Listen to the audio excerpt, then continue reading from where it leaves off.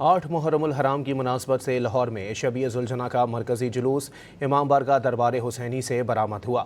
جلوس اپنے روایتی راستوں لوہاری گیٹ، نئی انارکلی، پرانی انارکلی سے ہوتا ہوا پام اسٹریٹ پہنچ کر اختتام پذیر ہو گیا۔